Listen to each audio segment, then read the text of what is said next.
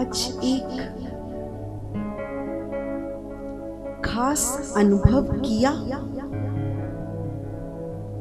अभी जितने लोग हम ये भजन सुन रहे थे, एक बहुत बड़ा मूल मंत्र छिपा इस भजन की एक पंक्ति में। किसी का ध्यान गया इस तरफ क्या? बड़ी कमाल की बात जो अभी हम सुन रहे थे, साथ शायद कुछ गा भी रहे थे। ये तो हमने शायद इससे पहले कभी सोचा ही ना हो, इस और शायद कभी ध्यान गया ही ना हो। देखिए, हम सब परमात्मा से कुछ ना कुछ मांग करते रहते हैं, प्रार्थना करते ही रहते हैं। क्या मांग करते हैं हम लोग? परमात्मा सुख दे दे, परमात्मा निरोगता दो, परमात्मा धन संपदा दो, हमारा परिवार सुखी हो। ऐसी सब मांगे रखते हैं ना हम परमात्मा के दरबार में। परमात्मा हमारी औलाद सुखी रहे, वो भी सदा निरोग रहे। सदा मानव के अंदर ऐसी इच्छाएं चलती ही रहती हैं और हम परमात्मा से मांगते भी रहते हैं। लेकिन आज जो हम मांग रहे थे, इस छोटी सी पंक्ति में इतना मांग कर ऐसा जानो हमने इसमें सब कुछ ही मांग लिया। कुछ अलग से मांग रखने की आवश्यकता ही नहीं पड़ेगी। आपने शायद एक प्रसंग सुना होगा, समझाने के लिए शायद होते हैं। एक दंपति अति निर्धन, घर में कोई औलाद नहीं है, संतानहीन हैं, और इस पर भी दोनों अंधे हैं, आंखों में रोशनी नहीं है। इतना कठिन जीवन, इतना दुखमय जीवन हम कह सकते हैं। लेकिन परमात्मा की भक्ति करने वाले हैं, और भक्ति उस सीमा तक पहुंच गई है कि परमात्मा स्वयं आकर वर मांगने को कह रहे हैं कि मैं आपकी भक्ति से बहुत प्रसन्न हुआ। आपको क्या चाहिए? जो मांगेंगे वो मिलेगा। क्या मांगा उस दंपति ने? उन्होंने कहा, परमात्मा हमारी बस केवल एक इच्छा है कि हम अपने महल की अटारी पर अपने पोते पोतियों को खेलता हुआ देखें। बस सिर्फ इतनी सी इच्छा है। परमात्मा तथास्तु कहकर चले गए। आप सोचें, उन्होंने क्या मांगा परमात्मा से? केवल इस एक पंक्ति में उन्होंने तीनों चीजें मांग ली।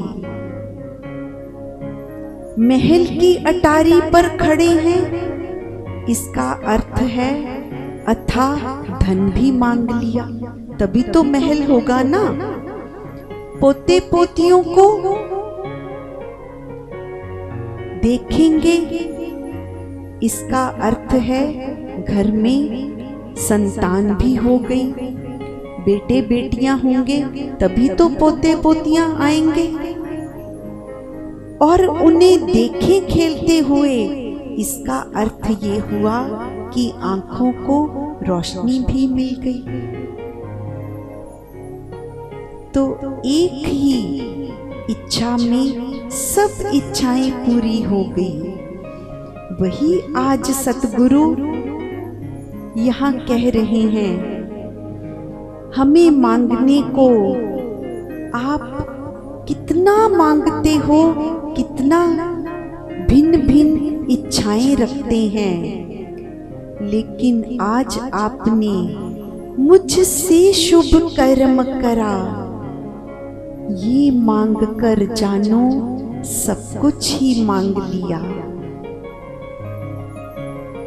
जब परमात्मा से यही वर मिल गया कि मैं सदा शुभ कर्म ही करता रहूं, तो ऐसा जानो जो दान करोगे तो धन मिला ही मिला, तभी तो दान किया। शुभ कर्म करते हो, इसका अर्थ ये हुआ निरोगता भी है, शरीर स्वस्थ होगा तभी तो शुभ कर्म कर पाते हैं। घर परिवार में सब और सुख शांति छाई होती है, तभी हमारा मन प्रसन्नता से शुभ कर्म कर पाता है। ये भी मांग लिया। इतना सा मांग कर सब कुछ ही मांग लिया। जब शुभ कर्म ही करेंगे तो जीवन में दुख कैसे होगा।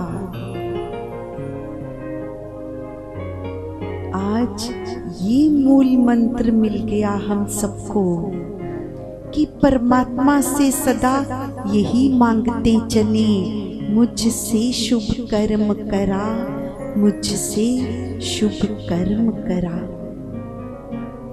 जिन्होंने ऐसे शुभ कर्म किए, जिन्होंने इतिहास में अपना नाम स्वर्णिम अक्षरों में लिखा दिया, ऐसे परमात्मा की भक्ति में रमे हुए भक्त, जिनका जीवन एक दीपक की भांति आने वाले जन साधारण जन समाज को, उनके पथ को प्रशस्त करता है। ऐसे ही एक भक्त का जीवन, एक भक्त का वर्णन आज हम पढ़ने जा रहे हैं। श्री भक्ति प्रकाश ग्रंथ भक्त प्रकरण है, पृष्ठ नंबर 318, 318 पृष्ठ नंबर है। सब भक्ति प्रकाश ग्रंथ ले लेंगे, दो दो में बांट लेंगे, पढ़ेंगे भक्त निषाद।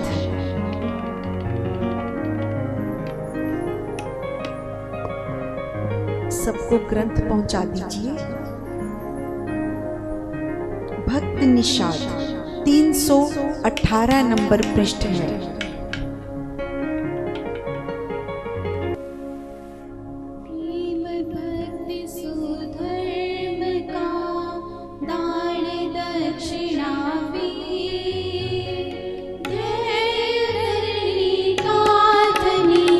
दा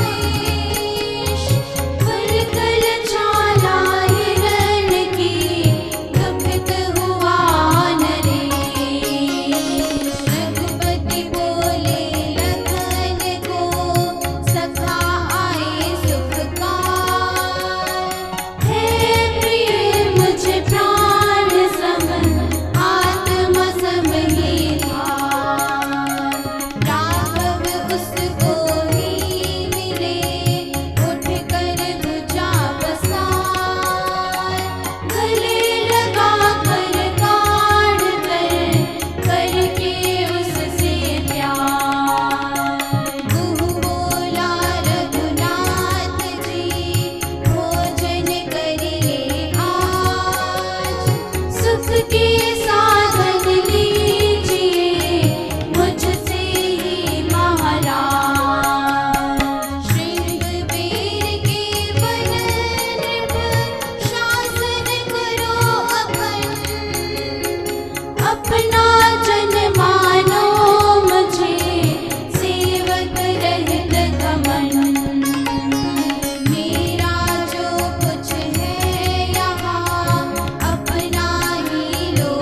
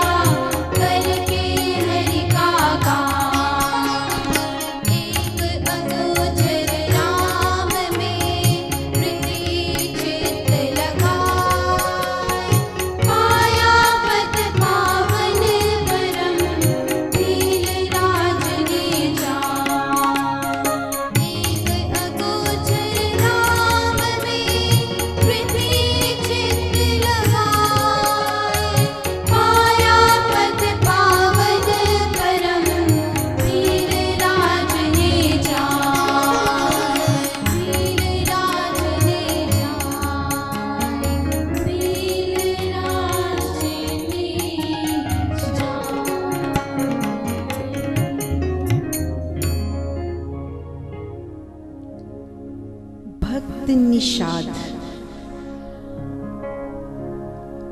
गुहे नाम का भील जाति का राजा है। श्रृंगवेरपुर राज्य का नाम है। ऐसा भक्त है जिसमें प्रेम, सुधर्म, दान दक्षिणा और सबसे उत्तम धैर्यवान है। जो प्रभु राम का बाल सखा है। ये गुण तो होने स्वाभाविक ही हैं। ऐसे ही किसी को प्रभु की मित्रता तो नहीं मिल सकती। मित्रता एक ऐसा संबंध है, ऐसा रिश्ता है संसार का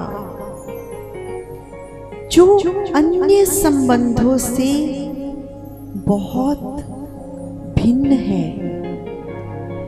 जितने बाकी संबंध हैं हमारे संसार के, माता पिता, भाई बहन, जो भी ये संसारी संबंध हैं, ये हमारे ढूंढने पर नहीं बनते। ये स्वाभाविक ईश्वर प्रदत्त संबंध हैं। लेकिन केवल मित्रता ही ऐसा संबंध है जो हम अपनी बुद्धि से, अपने मन से, अपनी वृत्तियों के अनुसार करते हैं। और सच्ची बात तो ये है, इस संबंध का हमारे जीवन पर बहुत अधिक प्रभाव पड़ता है। इसलिए इस संबंध को हमें बहुत अधिक सोच विचार कर करना भी चाहिए, क्योंकि मित्रता की संगति ही हमें बहुत शुभ कर्मों की ओर भी ले जा सकती है। और यदि कुसंगति मिल जाए तो हमारे कर्म बिगड़कर हमें बहुत नीचता की ओर भी ले जा सकते हैं। तो जो आज वर्णन है वो भगवान राम के बाल सखा का वर्णन है। तो स्वाभाविक ही है कि उसमें कितने गुण भरे हुए होंगे। जब भगवान राम वनवास मिलने पर अयोध्या से चल पड़े हैं, सीता माँ और अपने भाई लक्ष्मण के साथ, तो अयोध्या से कुछ ही दूरी पर उनके इस सखा का राज्य है, श्रृंगवेरपुर नगरी है। तो जैसे ही भक्त निषाद को ये सूचना मिली कि मेरे मित्र राम को वनवास मिल गया, तो भागे अपने मित्र का स्वागत करने के लिए, उनसे आग्रह करने के लिए। तो जैसे ही वो ईश भक्ति में लीन भक्त नगर से बाहर पहुंचा तो क्या देखता कि मेरे मित्र दंडक वन को जा रहे हैं। तो अपना मैत्री भाव लेकर अपने मित्र को जब मिलने पहुंचे तो उन्हें राजसी वस्त्रों की जगह वल्कल वस्त्र पहने देखा तो मन को बहुत कलेश हुआ। मिलने आया वह उसे, देखा उसका वेश, वल्कल छाया हिरन की, दुखित हुआ नरेश। तो रघुपति अपने मित्र को देखकर अपने भाई को क्या कह रहे हैं? ये मुझे मेरे प्राणों के सम प्रिय है, ऐसा जानो ये मुझे मेरी आत्मा के समान है। ऐसा कहकर राघव उसको अपनी बाहें पसार कर गले लगाकर मिल रहे हैं। ऐसा मिलन देखकर सभी की आंखों में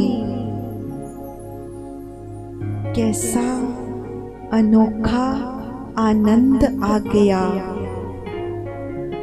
तो गुह बोला, हे रघुनाथ, अब आप यहीं पर निवास कीजिए, सुख के सभी साधन लीजिए। श्रृंगबेर के बन नृप, शासन करो अखंड, अपना जन मानो मुझे, सेवक रहित घमंड। अब आप श्रृंगबेरपुर के राजा बनकर यही शासन कीजिए। आप मुझे अपना सेवक जानिए, सेवक भी कैसा, जिसमें लेश मात्र भी घमंड नहीं है। सेवक ये ऐसा मान नहीं कर रहा कि ये मेरा राज्य है, ऐसा घमंड उसमें आ ही नहीं सकता। ये सब आपके अर्पण है, ये सब आप ही का है। ऐसे सजल नयनों से राघव उसको कंठ लगा रहे हैं और बोले, हे मित्रवर, तुम्हारे कहने से ही मैंने ये सब जानो पा लिया, ये सब स्वीकार कर लिया। लेकिन सच तो ये है, मैं ये सभी राजसी सुख त्याग कर 14 वर्ष के लिए वनवासी हो गया हूँ। मुझे इनका उपयोग उपभोग नहीं करना। मैं तो केवल 14 वर्ष के लिए इन्हीं वल्कल वस्त्रों में केवल कंदमूल ही खाऊंगा, ऐसी मेरी प्रतिज्ञा है, ऐसा मेरा वचन है।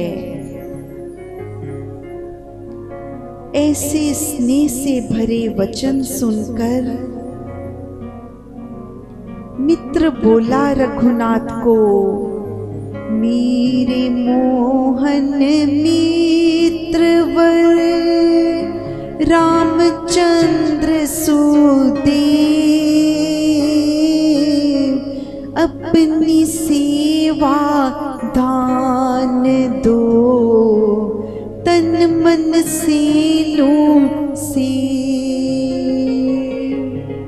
हे मेरे मोहन मित्र, मुझे आप अपनी जो भी सेवा देंगे मैं उसे तन मन से पूरी करूंगा। तो जो आप तापस मुनि ही बन गए हैं, तो आपके लिए कंदमूल का आहार ही लाऊंगा। मेरे भाग्य शायद मंद पड़ गए, मेरे पुण्य कर्म शायद मंद पड़ गए हैं, जो मैं तुझसे बिछड़ रहूंगा, क्योंकि मुझे ये राजपाट के कार्य करने पड़ेंगे। तो उन्हें चलते समय छाती से लगाकर मिल रहे हैं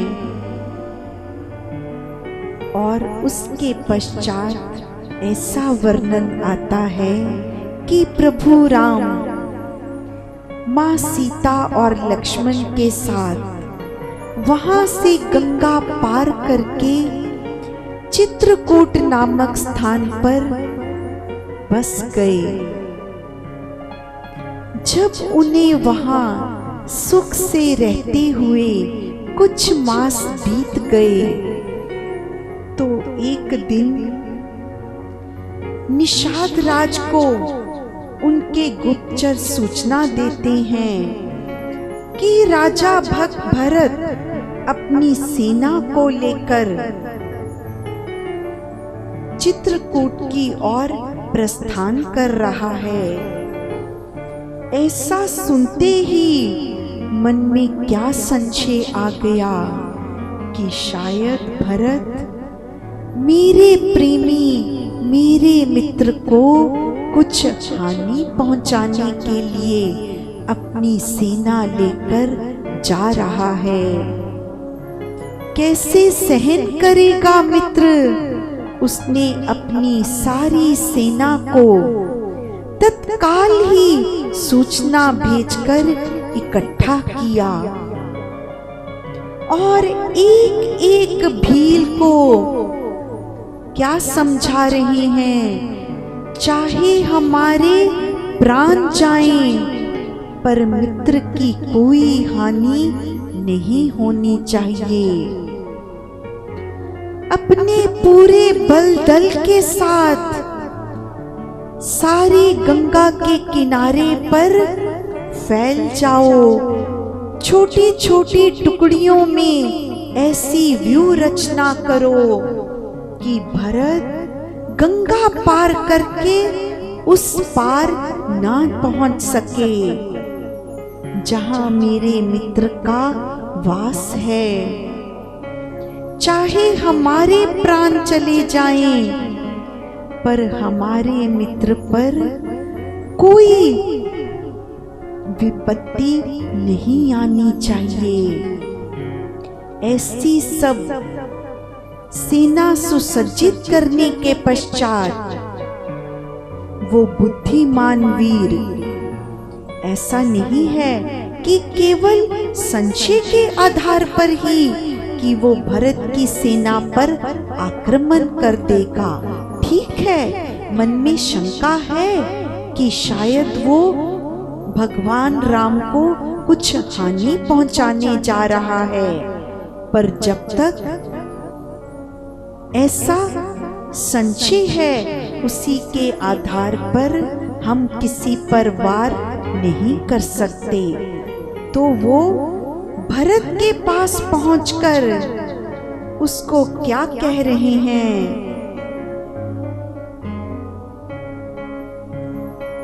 सज्जा कर सब सैन्य की गया भरत पे आप, बोला रघुपति पास क्या जाते हो ले पाप। तुम रघुपति पास क्या पाप लेकर मन में जा रहे हो? ऐसा सुनते ही भरत की आंखों से टप टप अश्रुधारा बह चली। कहने लगा, राघव तो मेरे सिर के मुकुट हैं, वो मेरे इस तन के, इस शरीर के रक्षक हैं। मैं तो उनके पांव पड़कर उन्हें वापस लाने जा रहा हूँ। ऐसा सुनकर भक्त निषाद को भी अपने संशय पर लज्जा हो आई। भरत को गले लगाकर उनसे माफी मांगने लगे कि मैंने तुम पर संशय किया, और दोनों मित्र मिलकर रघुपति के पास गए। उन्हें मनाने के लिए, उन्हें वापस अयोध्या लाने के लिए। ऐसे शुभ कर्म करते हुए उस भक्त ने सद्गति पाई। उस भक्त ने सद्गति पाई। जय श्री राम। जब भावों में वो बस जाए, जब भावों में वो बस जाए और आत्मा उड़ने लग जाए, और आत्मा उड़ने लग जाए, तब हरि पुकारो ओम ओम, तब हरि पुकारो ओम ओम, हरि ओम ओम, हरि ओम ओम, हरि ओम ओम, हरि ओम ओम, हरि ओम ओम, हरि ओम ओम, हरि ओम ओम, हरि ओम ओम, हरि ओम ओम, हरि ओम ओम, हरि ओम ओम, हरि ओम ओम।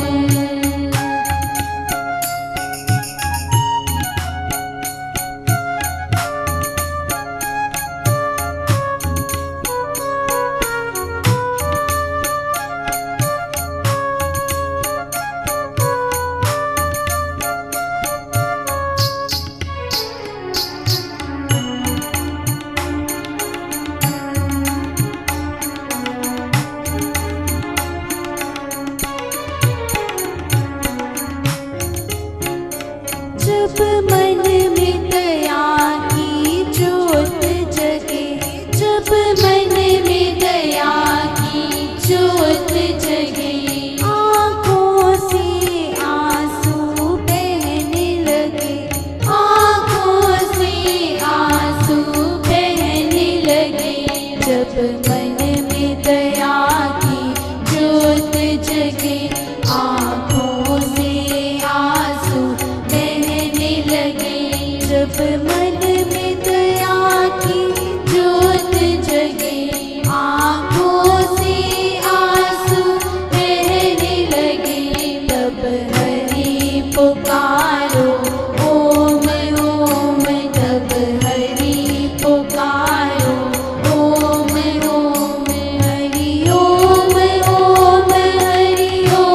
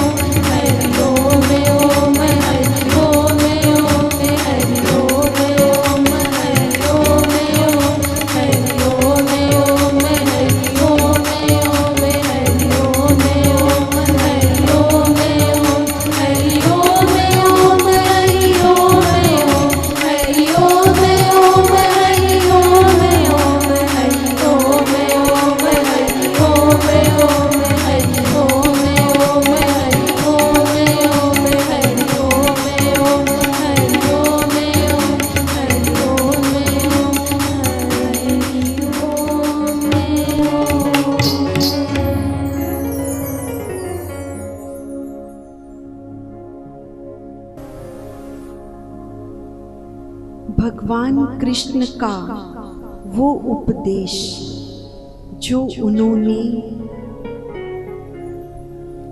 मानव को तारने के लिए दिया, भक्ति का, कर्म का, योग का वो उत्तम ज्ञान, जिसका रसपान हम प्रत्येक वर्ष करते हैं गीता ज्ञान यज्ञ के रूप में। तो इसका शुभ आरंभ अगले रविवार 15 अगस्त का दिन शुभ आरंभ किया जाएगा। इसकी पूर्णाहुति 30 अगस्त जन्माष्टमी का दिन रहेगा। समय रहेगा रोज प्रातः 7 से 8 बजे। रविवार का समय होगा 9 से 10 बजे। जैसा कि सत्संग का समय ही होता है, तो उसी समय के दौरान ये 16 दिन गीता ज्ञान यज्ञ चलेगा। अगले रविवार शुभारंभ इस यज्ञ का और 30 अगस्त जन्माष्टमी के दिन सुबह 7 से 8 बजे इसकी पूर्णाहुति होगी। जो भी वेद व्यास जी के द्वारा रचित इस ग्रंथ का ज्ञान ग्रहण करना चाहते हैं, वे सभी साधक सम्मिलित हो सकते हैं। ऐसा सतगुरु सदा ही कहा करते थे। आत्मा का ज्ञान मिलता है इस अनमोल ग्रंथ से, तो हम सब भी इसी का रसपान करेंगे, जिससे परमात्मा हम पर भी ऐसी कृपा करे कि हम भी उस ऊंचे ज्ञान को समझ सकें, पा सकें, उस पर चल सकें। ऐसी कृपा हम सब पर हो, हम सब पर हो। जय श्री राम।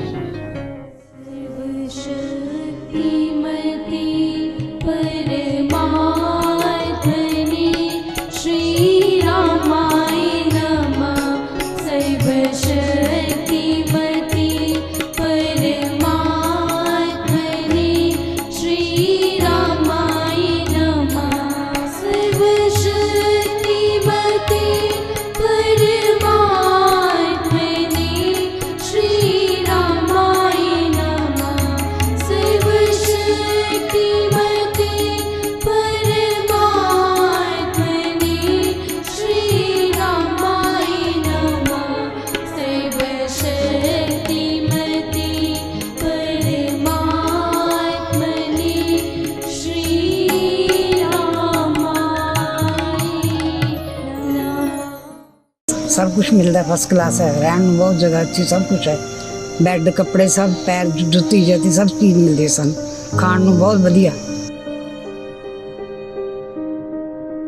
बेटे ने आप शादी करने ਨਾਲ ना भी बहु थोड़ा जा जो कर दी सीगी। पीछे मैं बीमार हुई ना, सिमरन पूजा बेटी ने अन्नी सेवा करके बहुत है।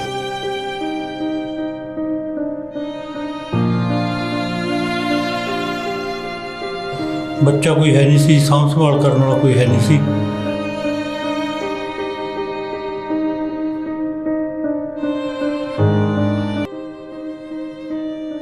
नमस्ते, निष्काम सेवा आश्रम से मैं ज्योति निष्काम। हमारे प्यारे गुरुजी स्वामी निष्काम जी द्वारा पिछले 45 सालों से कई अलग अलग सेवा के कार्य किए जाते हैं, जिनमें से प्रमुख है निष्काम वृद्धाश्रम। 7000 गज में फैला यह आश्रम गांव बिला में स्थित है। यहाँ पर हर तरह की सुविधाएं उपलब्ध हैं, जैसे कि रहने के लिए हवादार कमरे, खाने के लिए डाइनिंग रूम एवं सत्संग हॉल है। स्वच्छ हवा के लिए यहाँ पर पार्क है। जहाँ पर सुबह सभी बुजुर्ग सैर करते एवं योगा करते हैं। 7000 गज में फैले इस आश्रम में गौशाला भी है, जहाँ से ताज़ा दूध इन बुजुर्गों को उपलब्ध करवाया जाता है। यहाँ पर रह रहे इन बुजुर्गों के यहाँ रहने के अलग अलग कारण हैं, जैसे कि यहाँ पर कुछ बुजुर्गों की सिर्फ बेटियाँ ही थी, अब उनके विवाह हो चुका है। अपनी सोच के अनुसार वे अब अपने बेटियों के घर में नहीं रहना चाहते। कुछ बुजुर्गों के बच्चे अब फॉरेन में सेटल हो चुके हैं, लेकिन इस वृद्धावस्था में वो कहाँ पर जाएं? कुछ बुजुर्गों ने विवाह ही नहीं करवाया, अब इस अवस्था में वो कहाँ पर जाएं? इसके लिए बना है निष्काम वृद्धाश्रम, जहाँ के आंगन में यह वृद्ध अपनी जीवन की शाम खुशी खुशी काटते हैं।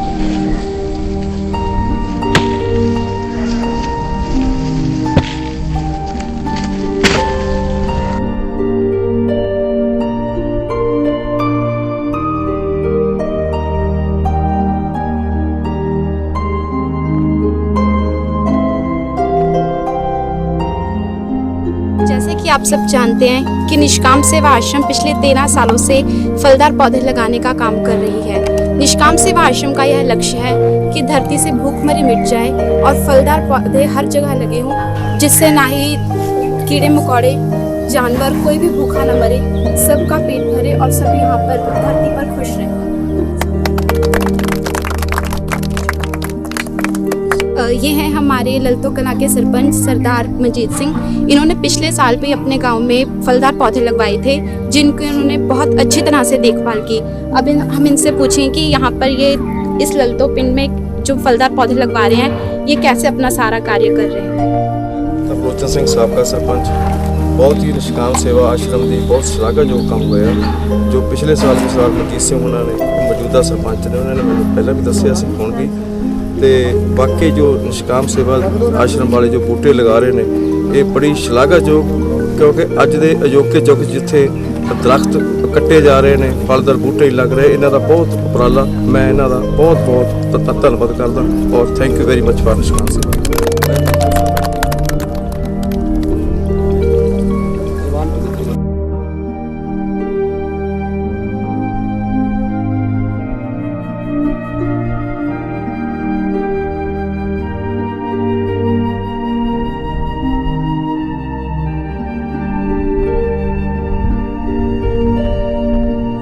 निष्काम सेवा आश्रम से मैं ज्योति निष्काम।